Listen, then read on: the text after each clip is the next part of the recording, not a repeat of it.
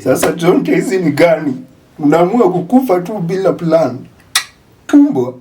Watu walidanganya, waliniambia jamaa ni mdogo. Sasa ningeweka jeneza ndogo kiasi. Sasa nimetumia mbao mingi sana hapa.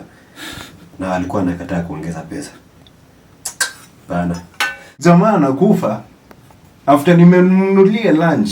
Nasema ni watu waliniambia, je, nikiunda hii jeneza waliniambia jamaa ni mtu mkubwa.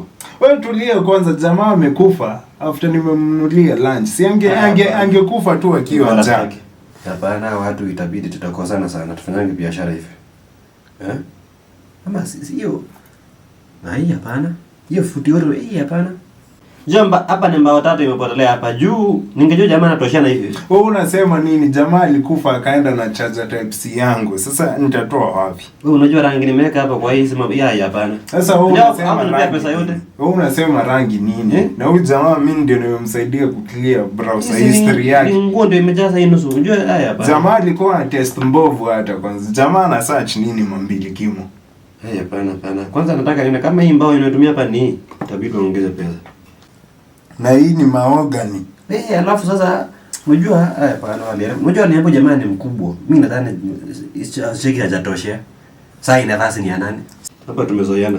Unajua alikufa akiwa mbao. Na bado nikaongezea mbao wengine. Sasa unajua hapana. Hii sikubali maneno. Na mbao zako unaziuza ngapi per foot? Mbao ama watu wameniharibu. Huyu jamaa ameenda na jeneza mbili yake na mtu mwingine. Juu hii ningeunda nyingine hapa clearly. Yeye ameniambia ni mtu mkubwa, ningejua anatoshana hivi. Wewe unasema nini? Jamaa ameniachia madeni hapa. Hapana mimi. Ameniachia deni ya 100 mzee. Sasa nitamlipa aje? Nitalipa aje? Huyu jamaa ataniangusha biashara, ataanguka na biashara yangu hiyo. Si ashaanguka. Wewe tu kwanza ulikonga na biashara. Niko na vizini ndio mimi ndio nimeunda hii jeneza. Hapana tuweza yana hapa. Si kwa nataka nilie kwa. Sasa tutamfanyia. Si kwa nataka nilie kwa maisha lakini nitalia juu ya biashara yangu. Tushamfikisha hapa. Na hii madeni mimi ndio nitalipa. Sio umtoe ndani uchukue sanduku yako.